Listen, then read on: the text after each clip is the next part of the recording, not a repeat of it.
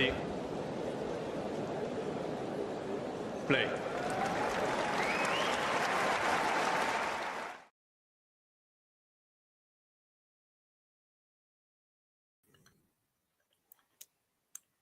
Hi guys, looks like we're live.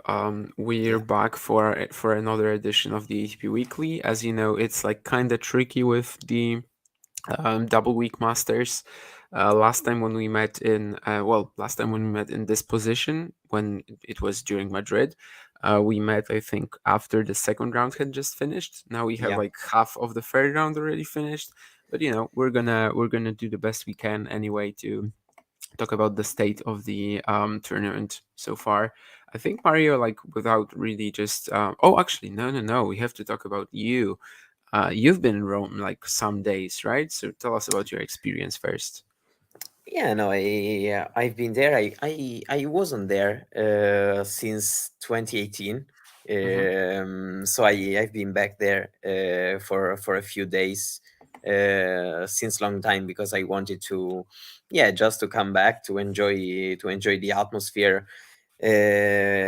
Also, yeah, except for like the center court, but the outside courts and the practice sessions uh, were packed, and the atmosphere was really nice. Yeah,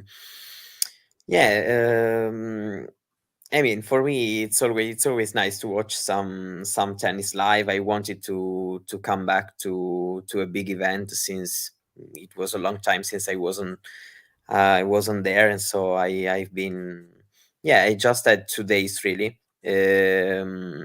but uh, yeah, I've had fun also because uh, I looked a bit at some players, how they were looking, and if they, yeah, as much as you can understand by, for example, for the big players there was just practice sessions because they had to buy for the first rounds. But yeah, I had some indication, and the atmosphere was really good. I enjoyed the I enjoyed the experience because I mean, for me it's always worth it to go watch the player and watch tennis live in not only big events. And yeah, so I had some nice days. Yeah, I even saw that Barbara Krejcikova came up to you and asked you for a photo. So Yeah, that's yeah, pretty nice of her. yeah. I asked her for the photo, but then she asked me to play mixed doubles very very soon, and so I couldn't disagree because we can talk about in singles, but when it comes to doubles, Krejcikova is every week is a spot on. So For that, I mean, if Barbara Krejcikova asks you to play doubles with her, you just say yes, no matter what the circumstances are. Yeah. Anyway, great. I mean, will you be there for any other day, or is it like are you back home already? no, I'm back home already because yeah, it's still difficult for me to work on site because I didn't really have the opportunity uh, to have there as the desk. For example, I was there in the mornings, as the early afternoon, and then I was rushing to where to my hotel because I needed then to work there because also I've tried to stay with my with to stay with my laptop somewhere under some tree to do something on my own because I needed, but the security came for me, and okay, I'm going away, sorry. So Really? okay, yeah. Yeah, it happened. Yeah, I don't know, I was with, okay, I had the laptop, but if you doing the checking, you let me in the laptop, then how do you know I'm doing I can do whatever I want with that? I don't know, I can't understand, honestly. I um mean, around the grounds, right? It should be allowed, I guess. I mean, I understand why it's not allowed, at a match somewhere, but like, yeah, I if you're wasn't saying you I just, wasn't yeah, in the stands, of course. yeah. I Okay, whatever. But Yeah. yeah, so I'm back home because yeah, Yeah. I can't stop my life for 10 days. Understood. Yeah, let's maybe just get right down to business. Maybe with a question about Novak Djokovic. You know, he's played 2 matches already. He's one of the guys who's already into the fourth round. Of course, lost a set to Grigor Dimitrov today. Also beat Thomas Martin Echeverry, which I think both me and John did commentary on for talking tennis. So yeah, how has he been looking? Do you think Novak Djokovic is winning this event? What this what do his performances so far tell you when it comes to his chances ahead of Roland Garros? Yeah, I mean, to I have to say that for being round two and round three, we can call these matches quite a test. Also considering that he was really struggling in Monte Carlo and Banja Luka, and so I have to say that he had a quite slow start in the first round. Today he had 20 minutes of down in the end of the second set, but um, talking generally, this Djokovic looks different from the Djokovic we saw in Monte Carlo and Banja Luka. To be honest, I feel like he's still playing at a better level, especially with the serve. In some moments of the match today, he served well. Um, so I have to say that considering um, how he was before and where we left him, I think that we can consider these two matches quite okay and quite encouraging in terms of getting better. Mm, of course, mm, higher and higher tests are coming, but these two matches, I think that his fans can't really complain, considering where we left him in these past weeks. Coming in Rome, suddenly he was better.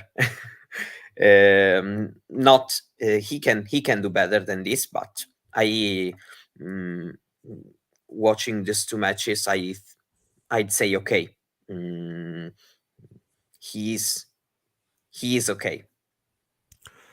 Yeah, I would actually second that for sure. You know, he's been a bit rusty, but that's really understandable. He hasn't had the perfect warm up yet.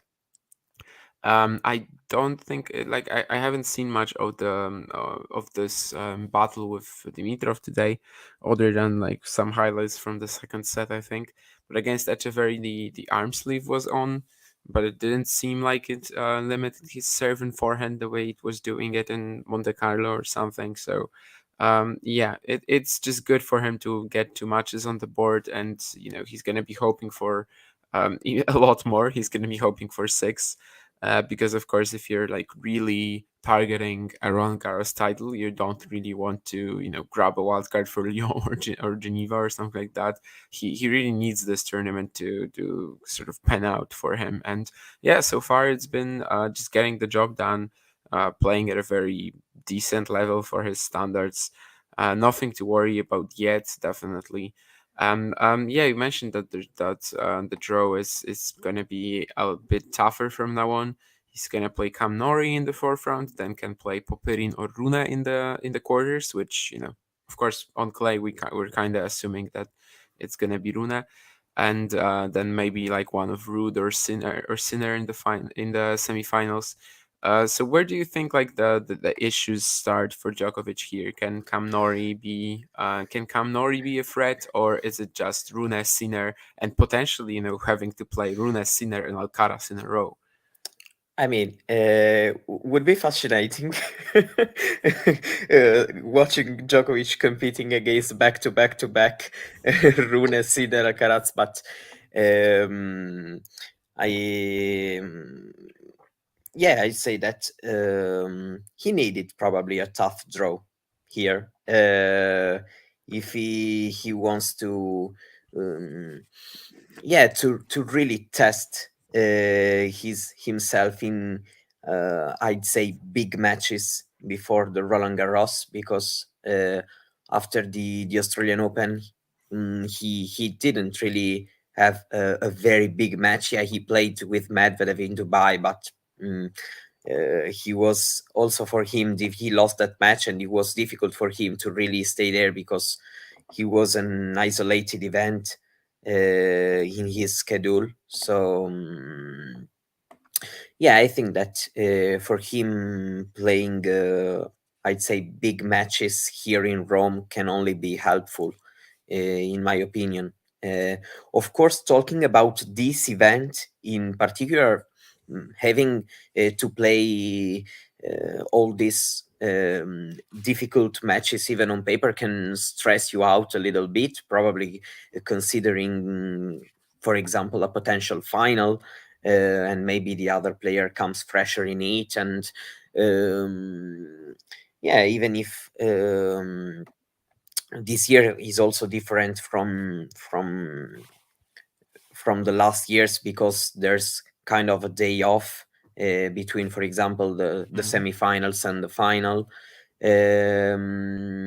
Yeah, because he's not going the day off between quarters and semi if he wins, because he is in that half. But of course, you're not playing, for example, sometimes it can happen with the 1 week format, that you're playing quarterfinals night session on Friday and semifinals night session on Saturday, and then suddenly you have to play the day session on Sunday for the final. And so probably in the 1 week format, the physical speech is more present. Um, yeah, I still think that for him is good to play matches at a higher level against high quality opponents. I think that he it's something that he needs to, if he wants to arrive really ready in in Paris, for example. Last year we saw him playing in Madrid against Alcaraz, and suddenly he was another Djokovic in that match. He lost the match, and then he was ready in Rome to come in Rome and win the event. Yeah, so playing these kind of matches can really help you, and even if you lost one of them, uh, you can take positive things for the slam, which is coming. Yeah, I guess, I mean, history tells us that Novak Djokovic should be the main favorite for Rome, I suppose. If you guys like don't exactly know his historical records in Rome, he's won it 6 times in the last 16 attempts, but like on 6 out of the 10 losses, he lost to Nadal, which of course is very understandable And since also he the lost in final, the six finals loss. that was 6 final. No, actually, I think one of them were. I know because he lost one final to someone else, right? Yeah, That's Murray, yeah, Zverev, Murray. but he was in 12 Murray, Zverev, finals. yeah, yeah. And 12 he lost. finals. You're right, yeah, and he lost to Nadal in 4 finals and twice at some other stages. Back in 2006, he lost in the qualifying to this event, but since then, 16 editions, always in the quarterfinals. And of course, this streak is very likely to keep going with Nori in his draw now. Yeah, personally, like when what Sean was saying in the chat about yeah, Djokovic playing the so-called big three, will he take them all out in a row? Like if you're that's how we're phrasing it, if we're just gonna think, is he more likely to beat all these three guys in a row than not? Then definitely, like, the answer is it's more likely that one of them gets to him, right? He's not going to be an overwhelming favorite against all of them. Now, also there's the question of whether they actually get there. Seems like a match with Rune is pretty likely. Seems like a match with Sinner is pretty likely as well. So we might get these. Alcaraz, like it's still a very early stage of the Yeah. event. He has played a lot recently, but like if this happens, I think one of them gets to him, but which one? But yeah, potentially the double week format can help Djokovic here as well. After all, he is 35, 36, literally during this event, or like Next Monday. Because it's the 15th 22nd. because we okay where we Yeah, are and where the Rome event is. yeah, It's exactly. already The day after it's the already final. yeah, it's Monday. I just woke up from a like a power nap, so I stopped. I failed to realize that the day has already shifted. So yeah, he's gonna have his birthday right after the final. So yeah, I think that the extra day off could actually really help him. Like if he was to play Rune on Friday, Sinner on Saturday, and Alcaraz on Sunday, that would be a very rough ask. And especially we've seen in recent years, of course, back in the 1 week system, that sometimes the guy who played the second semi was really well, even in Monte Carlo, right? That was the case. Yeah, but I have an Mhm. example also for Djokovic. I remember 2019 in Rome when he played Del Potro Yeah. on Friday night and then Schwartzman on Saturday night and then against Nadal. Yeah, he went three, but he was gassed. And in fact, except for the second set, that there really wasn't a final. Let's say this. There are a lot of examples, yeah, in the 1 week format of that. Yeah, I guess maybe let's get on to some other things. A player, I guess, that we would not really expect at the forefront of this event in particular is Alexei Popyrin, who's going to play Holger Rune. Of course, Popyrin was a qualifier into this event, eliminated Chris O'Connell, Felix Auger-Aliassime, and Roman Safiullin, and in the main draw. And then back into qualifying, he beat Riccardo Bonadio and Andrea Pellegrino. So a pretty wild run. Certainly, the best he's had on the main tour on clay, and he's gonna play Holger Rune. How do you see that panning out? Do you think that there's any chance that Popyrin will be able to continue this? And yeah, what do you like attribute this run? Has it been impressive at all? Because of course, other than Felix Auger-Aliassime, the players maybe haven't really been like the big quality names. I feel like I have to say that I feel like that these conditions can suit Rune's game really, really, really well, and that's why I'm probably not giving him very much of a chance in my prediction for the next match. But talking about what he has done, of course, first of all the matches start from scratch, and so. Uh, mm, but talking about what is done, yeah, still winning 5 matches in a row on clay in this event, regardless of who we played. It's very very good. Yeah, also probably he also used a little bit of a luck because of all the top players he could have got.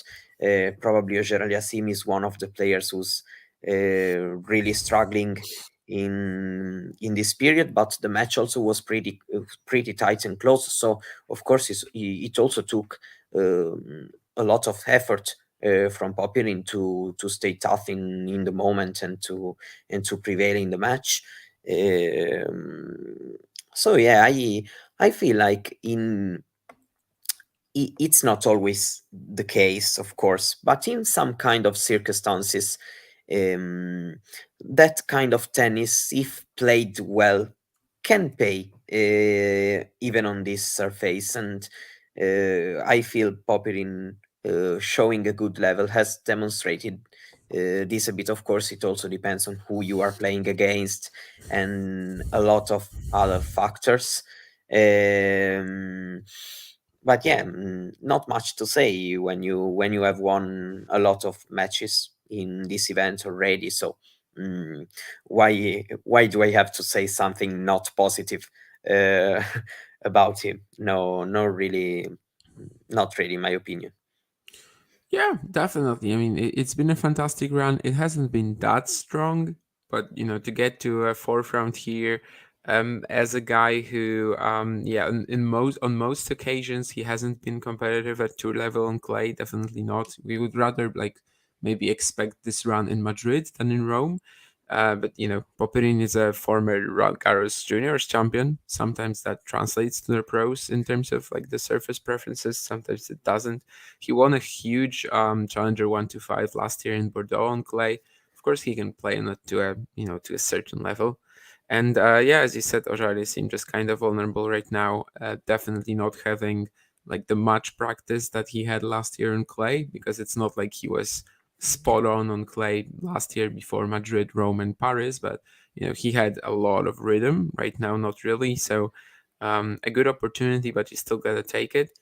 And yeah, I also feel like maybe for Rune it kind of depends for me. Like if he plays someone where he needs to be really aggressive, maybe Rome isn't really the perfect choice.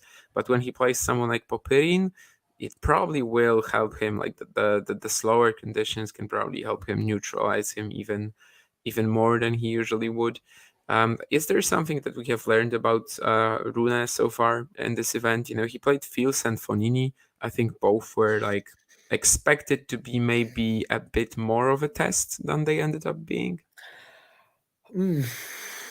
Uh, yeah, probably I was expecting a little bit more by Fields, probably, because I felt like he was uh, he was playing he was playing quite well actually.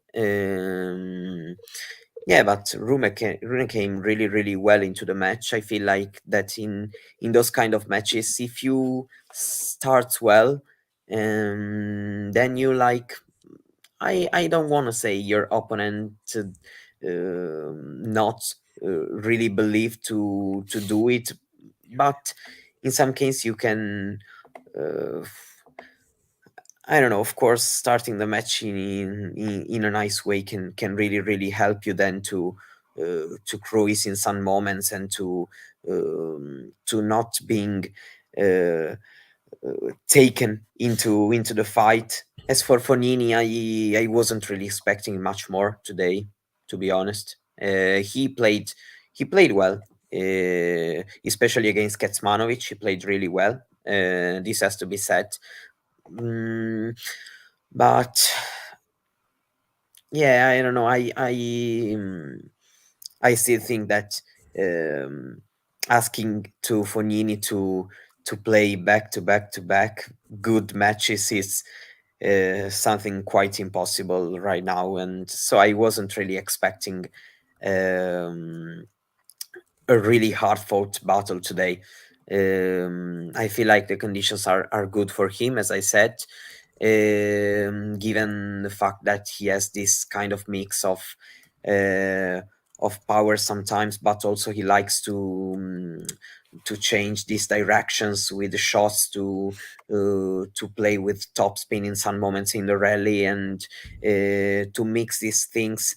I feel like these courts can pay really really well for his tennis. Um, yeah, I mean he has a nice shots to try to think ahead. All the matches has to be won, but in terms of the draw, of course I'm talking about the first round, because when you go on with the draw, of course it becomes difficult. But talking about the first rounds, there hasn't really been in Rome someone like Davidovic Fokina in Madrid. Then you checked his name and say, this match can tell us something. In Rome, there hasn't been like that. Watching his draw, maybe, um, and so of course credits for him for having uh, played well enough in these two matches to be still here.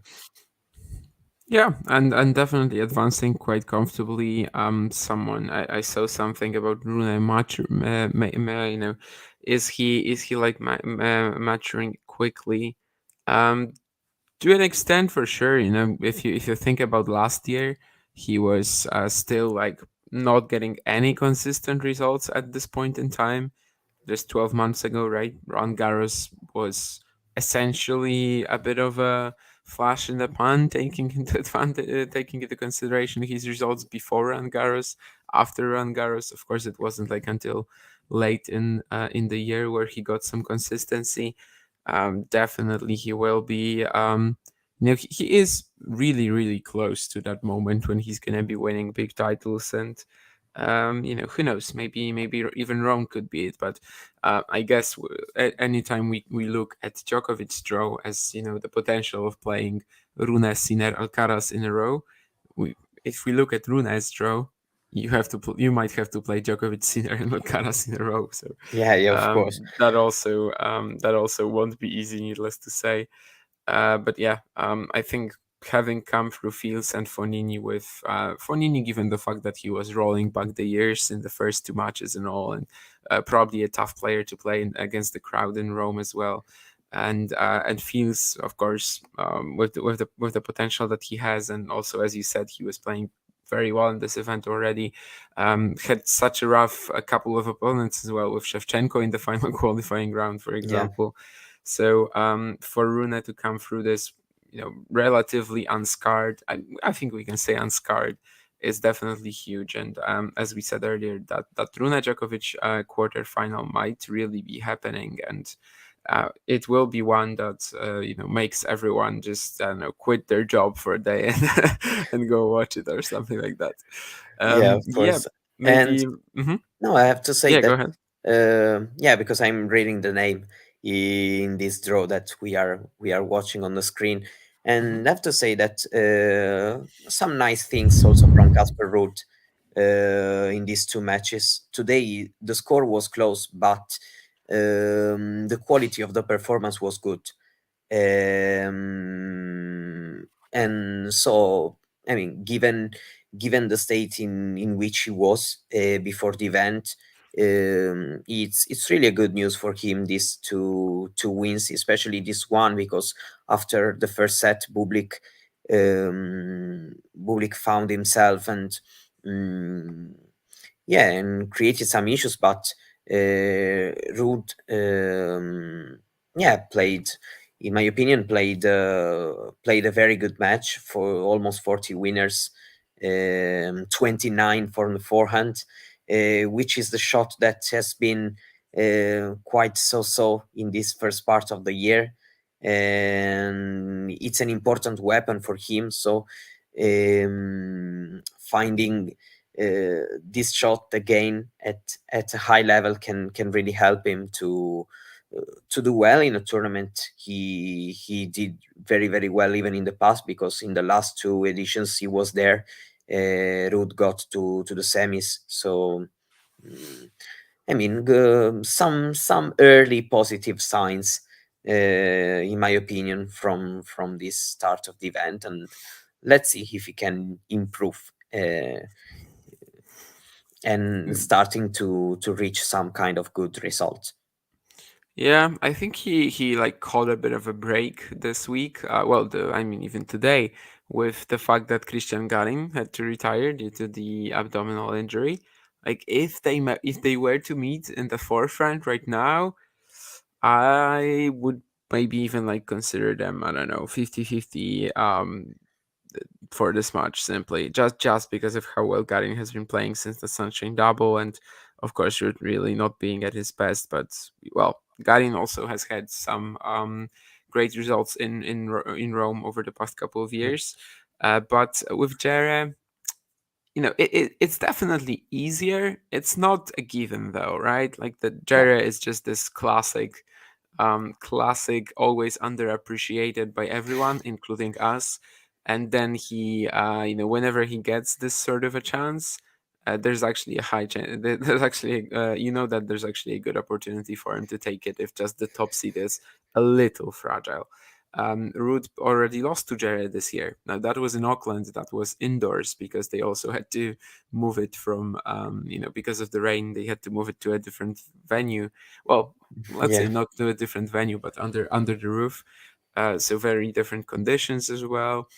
I'm not really saying that this win gives much to Jera in terms of maybe just confidence or something. it's going to be a very different match. But definitely, with Ruud's current state right now, we don't really treat these as um, definitely straightforward routine wins anymore. Also, a very different opponent stylistically than Bublik or Rinderknecht. So yeah, anytime Casper Ruud plays someone like that right now, we're not we're not ready to take the pen out yet.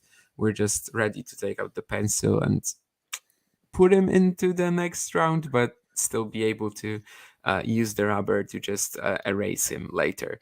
So he could play Serundol or Sinner. Is that, Yeah, what have you thought about that so far? What have you thought about Sinner, and is that going to be a tricky match for the Italian, who's of course skipped Madrid and is now playing in Rome, but has defeated Kokinakis and today Alexander Shevchenko? yeah, I know that not everyone can agree with me, but I feel like the match can be tricky. Mm, I have this feeling because he had a pretty disappointing golden swing this year, but not considering that, Serundolo is playing at a very consistent level. Even in this clay season, he played well, of course. Yeah, he played decently in Monte Carlo. Then he did some good things in Barcelona, and even here, yeah, he won in 3 sets all both his matches. I feel like he shows he has shown a quite good level. Um, yeah, I think that it's that kind of of player that you have to be there and careful. I'm not giving Sinner a free win, to be honest. Mm, Talking about Sinner, wasn't a perfect match tonight, but he played a very very good third set, and this has been encouraging. Um, because he looked a bit shaky in the second set. Also credit to Shevchenko because he's playing really really well lately. Today in some parts of the match um, he showed why he is getting there and why he's probably getting there to stay there, at least for some, as we have said before here. He has the qualities to stay here. um, so yeah, even if it's not been the perfect match for Sinner, it's that kind of match that you really really take it, and mm, I mean, also a nice test to having stayed there on the court for some time, even because of course with the day of rest, you have not really the urgency to have like a 1 hour and 15 minutes win or something like that. Um, he hasn't played at a perfect level, but the third set was really really encouraging. Yeah, John, and Andriy Shevchenko missing the penalty against Jerzy Dudek in the UCL final 2005. Definitely one of my first football memories. Anyway, yeah, on Shevchenko, I would have to say that I slept during the third set, as as I mentioned already. I'm just back from a power nap, which was not really, it wasn't planned, but it happened. But anyway, I really enjoyed him in the first 2 sets. Sinner has this insane ability to accelerate out of anywhere on the forehand and the backhand, and Shevchenko did really really well to back that, to sort of match that. Maybe didn't really persist his peak level over like the at even a set. He could have ended up winning the second set, of course, at 5-4 when he was serving for it. Maybe then he goes in with better momentum into the decider, but still a decent showing. Encouraging for the future. I actually, like, after watching the first few games, I was okay. I was ready for the ups. I'm ready for the upset here, Mm. especially when he blasted like five forehand winners in the first two or three games, and then actually didn't proceed, I think, to hit any in the in the remaining games of the first set, but then in the second, the backhand fired up, and he was like getting all of these fantastic shots down the line. Certainly quite encouraging. And yeah, anytime we're watching Shevchenko right now, it looks like he will be a main tour player in the future, like easily.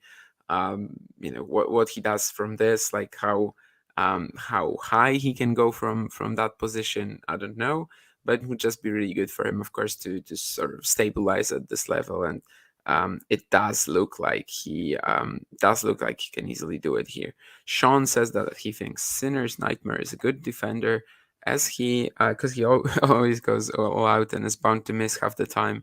I remember us talking about it after the Monte Carlo semi when he played Rune. But of course, like, you need to be an excellent defender to do something like that, right? Like Rune had to play a crazy match there. And I would also say that oh, actually, really, all votes for Carlos, no love for Djokovic at all. That's kind of surprising, but I guess we'll talk about it a bit later. But it depends on the fans we are catching. we already know. I mean, at the Eurovision, there's a jury, right? And there's the televoting. So this is the televoting, and we are the jury. Are we the jury? I guess our vote wouldn't really be 100%. It would be more split. I was just talking about having to be absolutely excellent to perform this sort of game plan when Sinner is hitting well. Anyway, in Rome, maybe it's slightly easier. We'll see. But we were talking about it after that semi in Monte Carlo on some Talking Tennis streams, that Sinner, like, no matter what the ball was, even if it was just a simple put away, he was just going for it, 160 kilometers an hour anyway. So yeah, it's kind of funny sometimes, but that's what works for him. And yeah, you still gotta be absolutely excellent to do that. It's around a lot tricky, in my opinion. Yeah, to an extent. I mean, always have to watch out for that forehand if it gets fired up, and definitely also has like the um, solidness in the game that could potentially, just be, if Sinner is just has an off day, it's a tough one, definitely. If he plays like he did against Shevchenko, I think I'm pretty confident that he will go through. Still don't think probably for me, out of the four players that we sort of mentioned as the biggest favorites, so Djokovic, Alcaraz, Rune, Sinner, I would say maybe Sinner is the one with the lowest chance for me. But of course, it's like the differences aren't really that huge.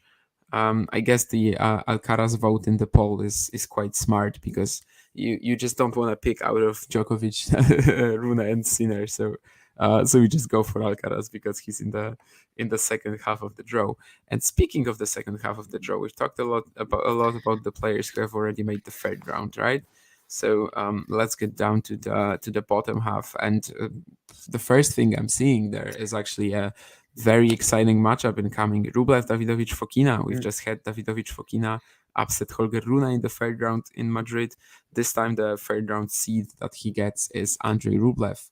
What's the chance there? What's the opportunity for the upset as huge as it seems like it is? If you are asking if I can see the so-called upset, I am telling you why not. Because I mean, we know that Davidovich Fokina is pretty unpredictable as a player, because sometimes even during the same match, he has different moments and different times of the match in which he's literally blasting, and then he's missing a lot, and then he turns a little bit too much defending, and then he comes back playing really, really well again. I think Rublev can have some issues.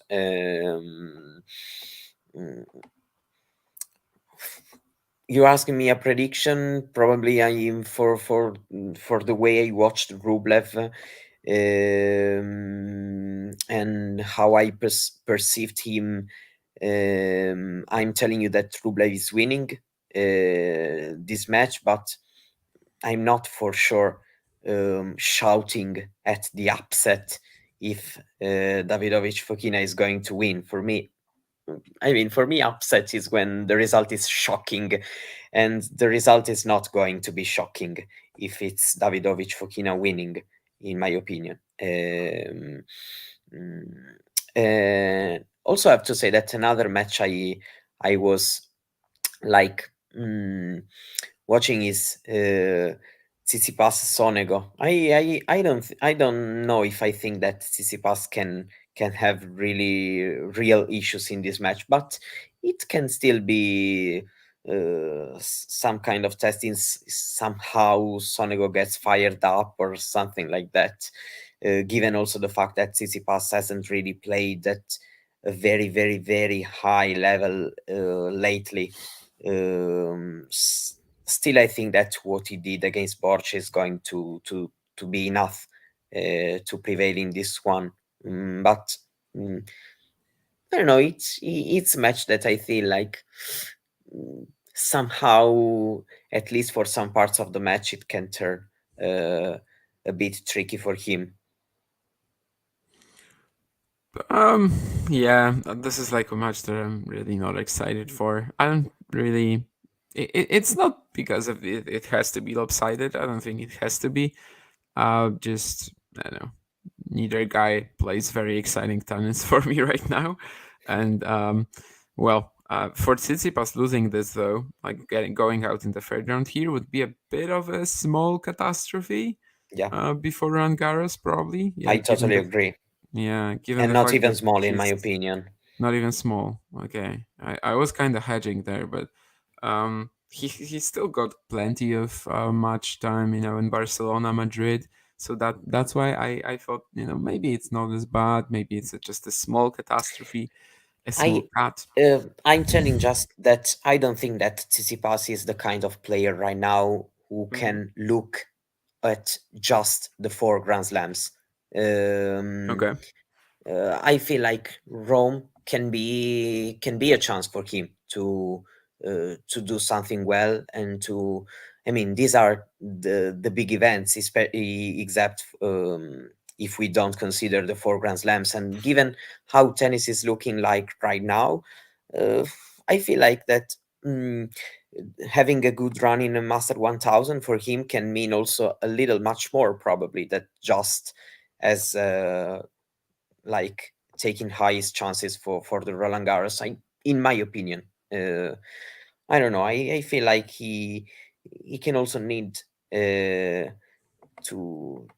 to have some good run here, but not only because of Paris, but um, Clay. It's always the Clay season. It's always been in his career a good a good part of the year for him.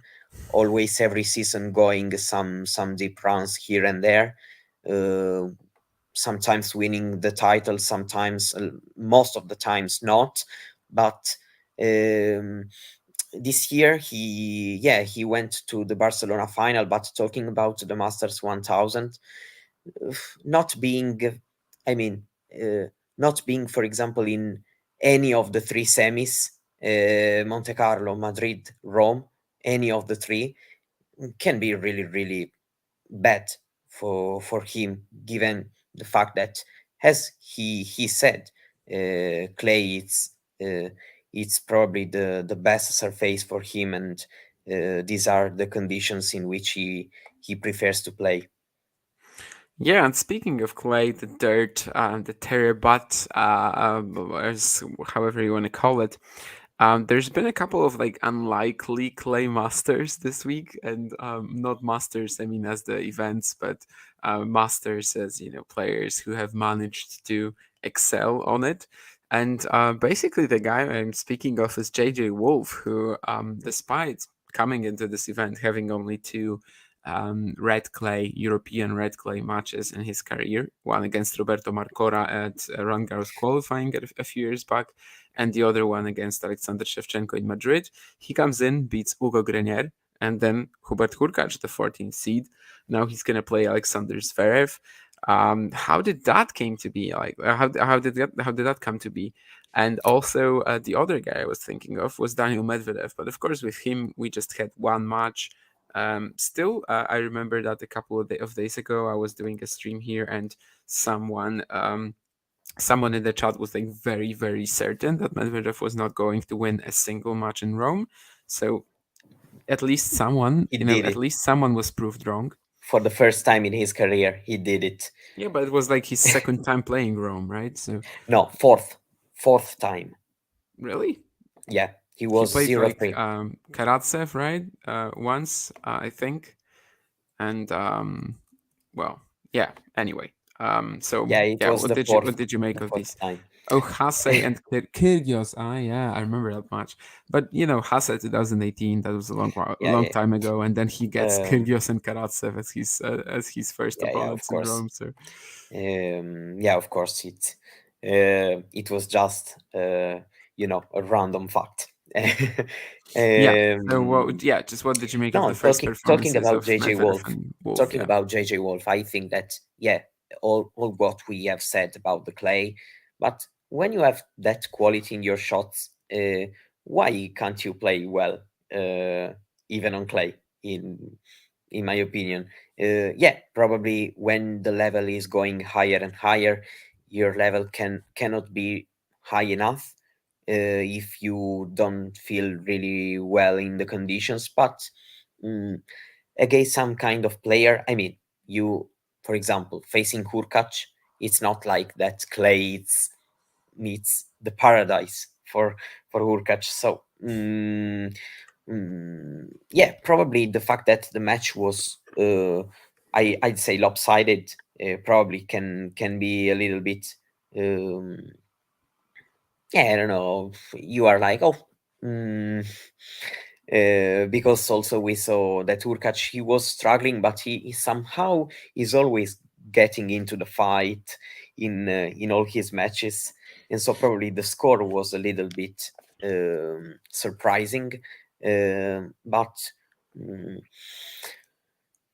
yeah, I don't know. JJ Wolf is that kind of player that I would watch every match played by JJ Wolf. I like the way he hits the ball mm, and that's why yeah, when it comes to when it comes to some kind of rounds in the events, it's a different speech, but uh, is in terms of reaching a decent level. I think that there isn't a reason why he can't reach a decent level on clay. Then good, high, it's different. But talking about a decent level to have some wins, and I'm really why not? Because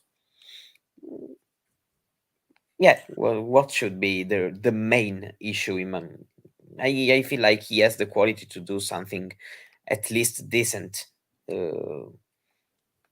Yeah, I mean the guy has definitely grown as a match player. He's well, from time to time he still has these performances when he just comes out and blasts every single forehand and doesn't really care. Like he of course he cares, but like that's his game plan, literally, to if it doesn't work, just blast the ball as even bigger. And but also he has these showings when he actually can vary his his point construction and shot selection a little bit more, and that's when he usually tends to shine, which should give him a bit of a clue on how he should be playing. But yeah, I think his serve has a lot of different spins on it as well. Some of them can be definitely even more effective on clay courts with the higher bounce. So perhaps not too shocking given the fact where Hurkacz stands on clay courts in general and the fact that he hasn't been repeating his 2022 achievements. But for Hurkacz not to even get to a tiebreaker against Yeah, Wolf on it's clay, yeah, yeah, not get a break point, it's definitely quite a shocking thing. And yeah, yeah, I mean, given that Zverev was struggling today, I don't know. Maybe there's actually a chance for JJ Wolf to take this. If you told me at the beginning of the week that JJ Wolf was going to play Alexander Zverev in Rome, I would say okay, so it's a free win for Zverev basically. But right now, having seen Wolf Yeah, yeah. do so well against Hurkacz in a matchup that I guess isn't really all that different, even. Maybe like it's not really something Sixty that's forty. impossible anymore. Yeah, 60-40 is probably a bit of a stretch for me, but yeah, it's not as terrible for a wolf as it might Yeah, no, seem. I sorry. When I tell six, yeah, I always it's my wrong because when I think about 60-40, probably my idea of 60-40 is like your idea of 75-35. Mm-hmm. I actually don't feel it as really, really, really, really close when I say 60-40, but I give the player with the 40% a chance to do something well, and maybe who knows, maybe even to win. Zverev is not unbeatable right now. I know he always struggles to against Goffin. He hasn't beaten him in straight sets even once in 6 meetings, 3 all the head to head. So it always has been a pretty rough matchup for him. But considering how his season is going, some ups and downs, some good performances, some very bad ones, yeah, mm, it can be a match to keep an eye on. Uh, Yeah, and this is where I say something that I might look extremely stupid. That might make me look extremely stupid. In well tomorrow basically, but this is also something that can make me look like an absolute genius tomorrow. I think Fabian Maroshan will push Alcaraz. Um, mm, there's like the chance that he wins the match is really so much higher to me than like what he's being presented as. Obviously there's like a very high variance with Maroshan as a player because yeah, he just has a like balls to the wall aggression style. It's not consistent, it's never going to be. But if he's like on one of his better days, he just really has the play style where he takes the racket out of Alcaraz's hands. This is something you kind of need to do against him, I suppose. If he's serving well too, if he's just playing as he usually is, so getting a good serve in and then just taking the ball early, blasting it, never caring about the potential of missing his shots, trying to finish every single point in less than 4 or 5 shots in the rally. I think this is the sort of tennis that can really take out all the assets that Carlos has if executed to like absolute perfection. So in that sense, I'm not sure if he's gonna bring it tomorrow, but there is an outside chance there. I do see it. I do see it, and I'm very very happy that we are finally getting a chance to just check out Maroshan on the big mhm, screen. Uh, yeah, well, on the big screen. I wanted to say on the big yeah, what big did I want to stage. say? Big stage. Yeah. Jesus Christ. Yeah, I'm sorry. As I said, I just woke up. Anyway, yeah, I'm very happy that we're finally getting that chance. Before this week, I hadn't even realized that he never played an ATP Tour main draw. Um, like when I stopped to think about it, I was definitely like, he probably hasn't played one, but maybe somewhere over the years.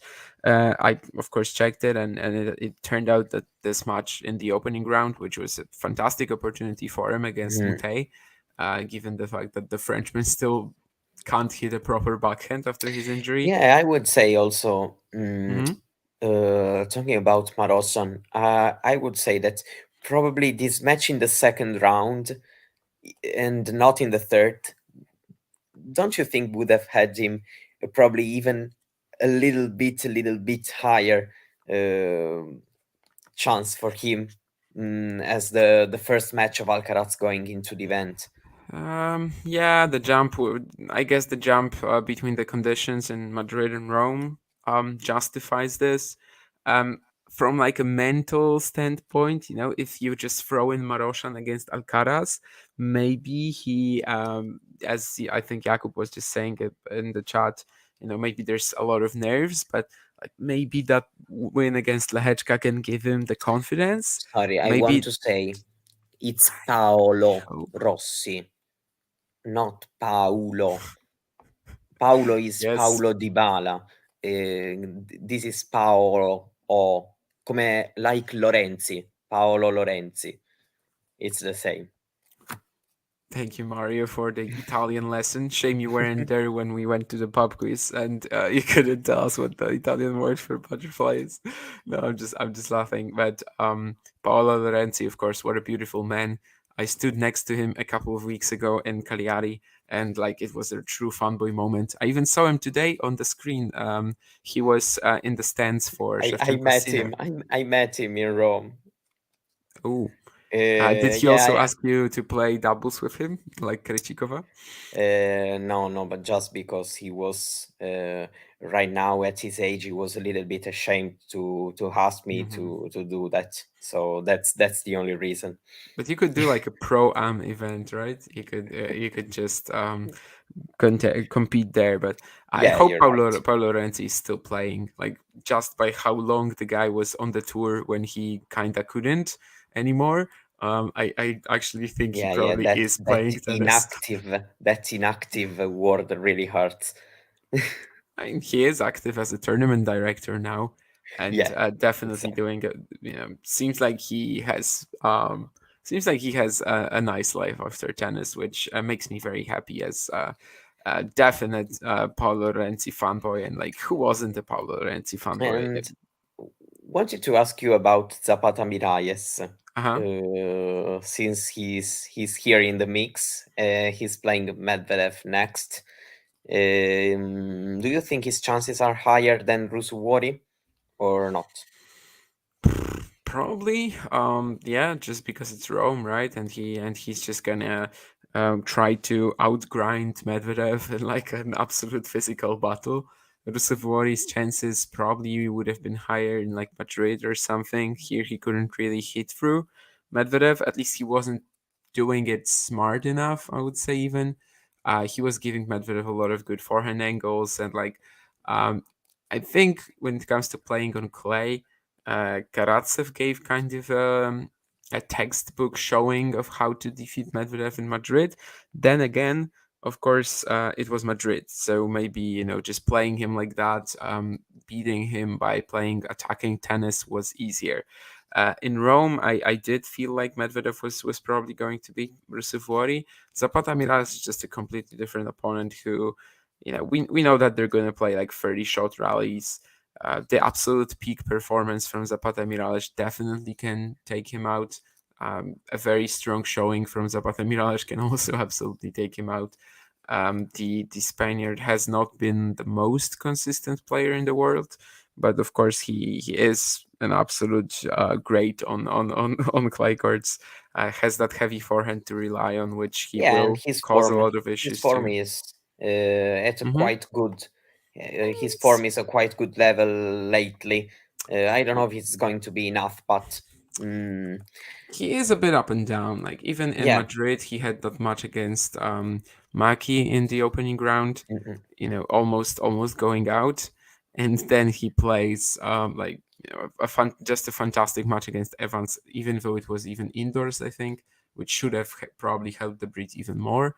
Yeah, it was in there. So he is a bit of a and yeah, just up and down for me.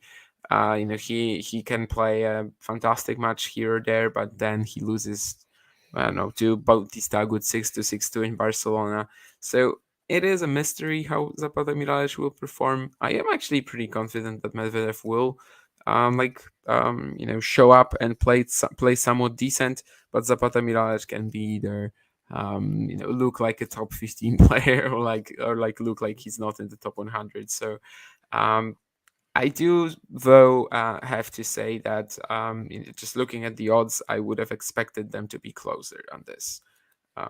It does seem a little too much to say that Medvedev is this kind of a favorite against most players on the tour. He was a much smaller favorite against Rusuvori, and I'm not sure that's right. Yeah, and Is then Maroshan a good doubles player? Is Ghosty is asking. Probably not really. I can't really remember him playing doubles that much. And also, he is asking about the doubles match or tournament, right? That you have scheduled with Krejcikova. So, when's that gonna be? It's like Roland Garros, Wimbledon. no, Wimbledon because Uh, yeah, we're going to Grass. I want the prestige of winning the event. Also, since I can't go uh, to Wimbledon by the tickets 90%, I'm going to go there as a double partner for Krejcikova since it's easier in this way. that actually makes a lot of sense. Yeah, Ghosty Maroshan is not playing much doubles, career high in the 500 of the ATP rankings. Anyway, I think we'll be slowly taking this to the end. There's a couple more Yeah, things.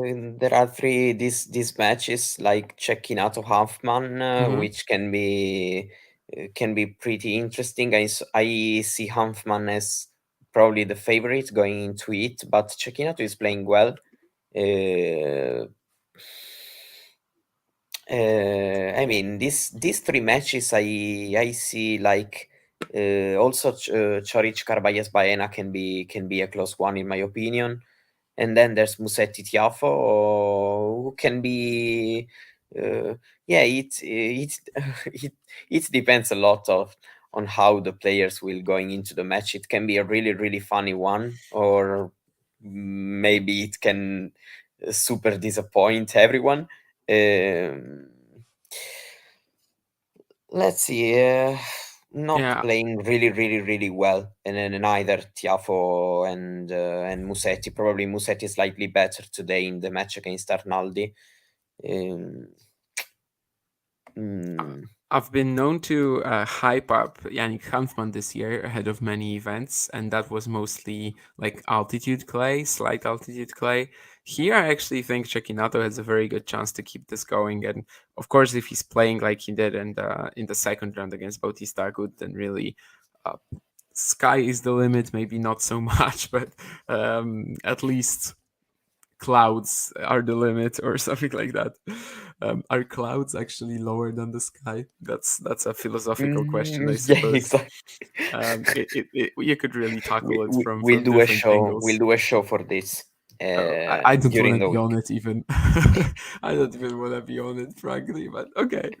Anyway, last time we did this like middle of the ATP 1000 event show, we had this segment which I think we could continue, Yeah, which was because upset of the we round, right? went undefeated.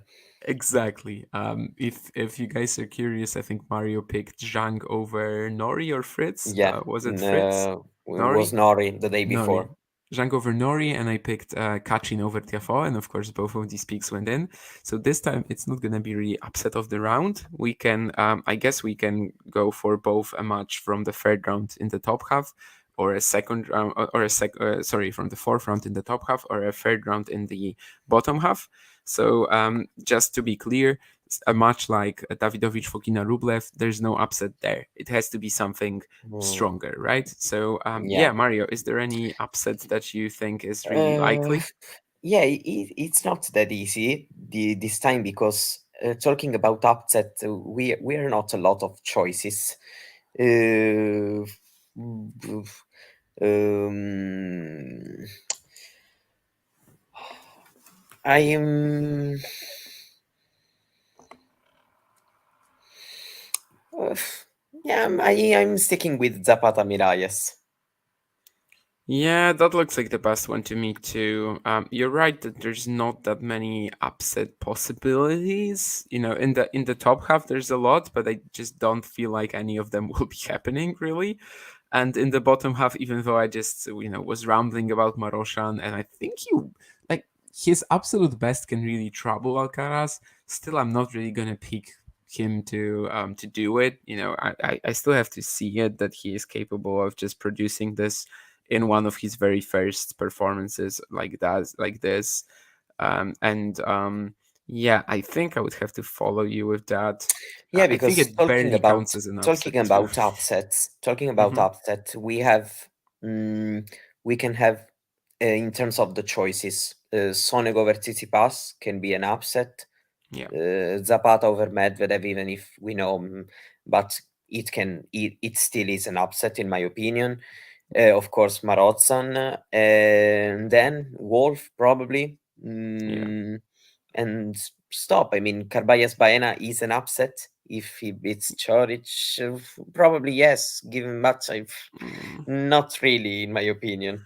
Yeah, Uh, yeah. I wouldn't really allow it, I think, as an mm, upset pick. But there's so also in it's the top half basically, you've got yeah, Cerundolo, top. Sinner, right? Nori, Djokovic, and Popperin Rune. So there's like 6, 7, 8 choices, something like this, depending on how you count. But yeah, Yeah, no, no, you're right. I would have to follow you up on that Zapata Mirage Medvedev thing. That's probably the most likely one, and definitely a bit undervalued there. Zapata Mirage. I don't really get why. Well, maybe the people have already seen that Medvedev performed well against Rusevori, so maybe that's why he's now a bigger favorite against Yeah, Zapata but Miralles. is Rusu tennis a real threat? In Uh, for, Rome, not really. So yeah, for I think Medvedev, I mean, I'm not disrespecting Rusu. I'm talking about Medvedev.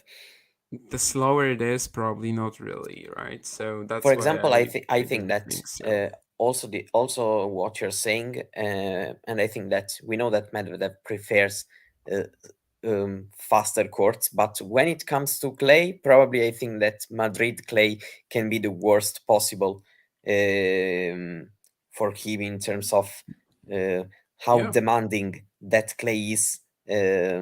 Talking about the movements, and um, I feel like on the Rome clay, he can have mm, more chances to go through even playing a bad match. Uh, I mean, hasn't really been the case in his career so far, but we knew that the draw was always really harsh on him in the past. So Yeah, and I guess the last question that we're gonna have today, the last thing we'll talk about, John put out a poll in the chat about this. Yeah, has anything changed in your perception of who is the most likely winner of this event? Who do you think that is out of the 4 guys that we? Well, actually, Ghosty was in the poll as well. I thought it was gonna be Rune, but Ghosty is Ghosty rude? 4%. Or is Ghosty the Ghosty from the chat?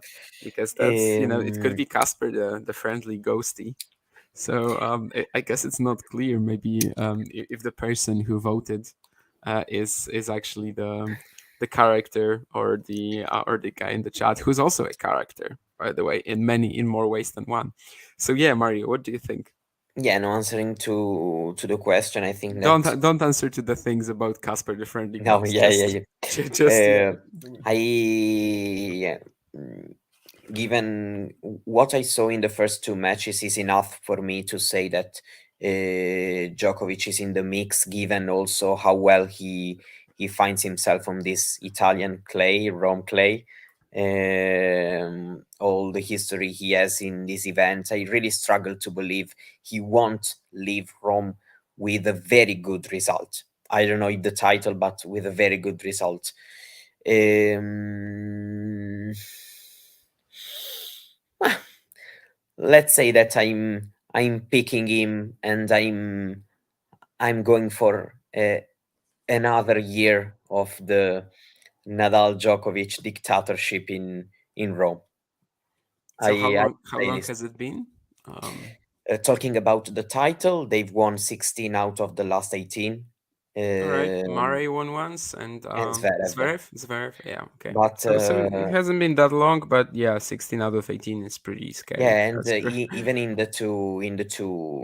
these 2 years, one of them was in the final. And So that was a 2 year gap, right? That was like 2 consecutive years. see, 16 and 17, Okay, Djokovic losing both finals against yeah, yeah, Murray and Zverev. And sure. the only two finals I saw live there. So you actually haven't witnessed the dictatorship No, firsthand. You've just witnessed the Murray and upsets. Zverev. Yeah. Yeah, the upsets, especially as Djokovic, I think, crushed Team, right, in the semis or something like that, and then Yeah, was even if that the it was year? 2017. Yeah, Yeah, 6-1, 6 Djokovic love. crashed Team, so everyone expected him to win the final.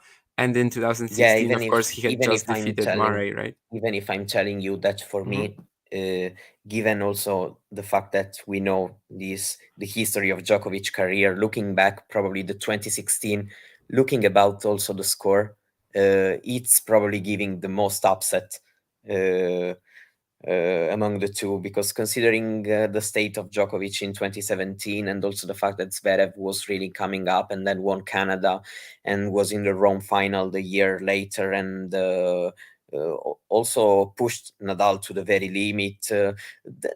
Yeah, I know that Murray was such a big of a player, but that final looks in my look right now looks an even more upset than the Yeah, final but of the year later. you know, when you were watching 2017, you didn't know yet that Zverev was going to win Canada and like No, etc. no, Right? no. Yeah, in fact, So I'm talking about, at yeah, the time, it was a pretty big upset. But anyway, definitely, I would have to say that statistically, you would probably say that Alcaraz has the highest chance, even yeah, though but he is in the third round, right? 78 to 13. It's just not right. Sorry. Yeah, that could be a bit of a stretch, and probably I would say that if Djokovic has to beat Sinner, Rune, Sinner, Alcaraz in a row, that might be a little too tough. That's I right. But mhm. at least it can show us that he has the level. Um, since we are questioning about his current level, and if he's beating back to back Rune and Sinner, he can feel physically. But at least we are 100% sure that the level is there.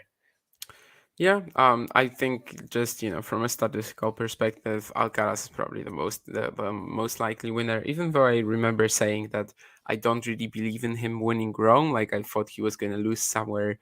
I don't even know where, but just the physical mental toll kicking in at some point of winning Barcelona and Madrid. But like when I look at his draw, I actually think Maroshan is one of his biggest threats, ahead of the semis or something. So, if that's what I I mean, so think, the final could have been the biggest threat I given mean, the the players final who. is of course, just ahead of the semis or something. Tsitsipas has not been dangerous to Carlos at all. I think Chorich will be easier in Rome than he was in Madrid, or Carbaez for that matter. I don't think will be that tough. Yeah, the fifth, sixth section. Alcaraz has an amazing chance of winning this event. He doesn't really need it, and yeah, just winning three events back to back is of course quite a rough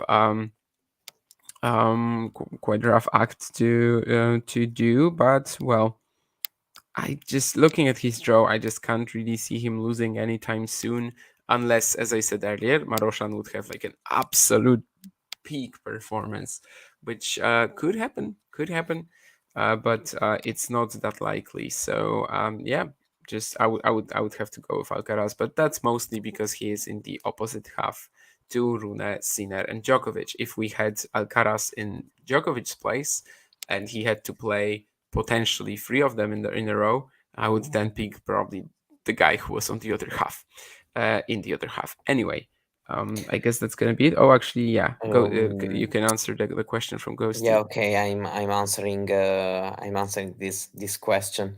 I've watched. Yeah, basically, I really watched only two matches, because then I also was at some practices and all these things. I watched Borsch beating Lajovic, and then I watched Townsend Pegula. These are the two matches I was in. I watched for not for a particular reason. I found that mm, quite interesting. Thousand Pegula, I have to admit that I went there after the first set, so it was easy for me to say that it was getting interesting.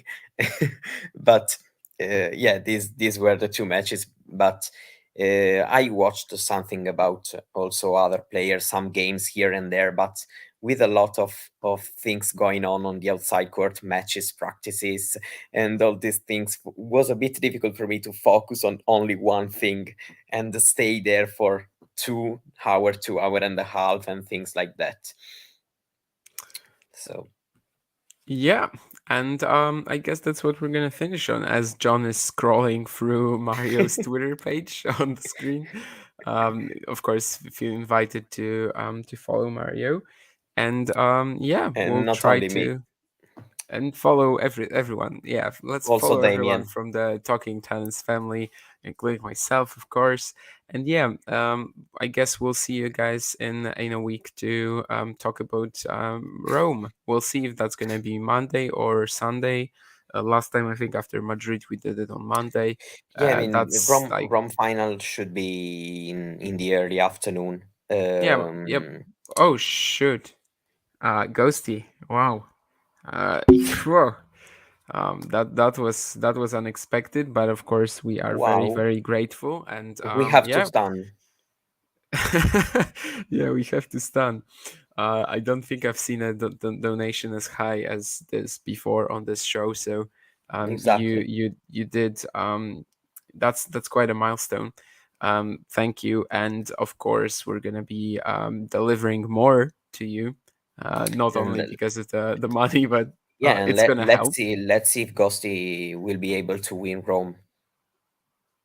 Yeah, Ghosty maybe was so happy about someone voting for him in the poll that he decided he needs to, it's close to the end of the poll or not, because maybe Ghosty is just gonna donate $20 for every single vote.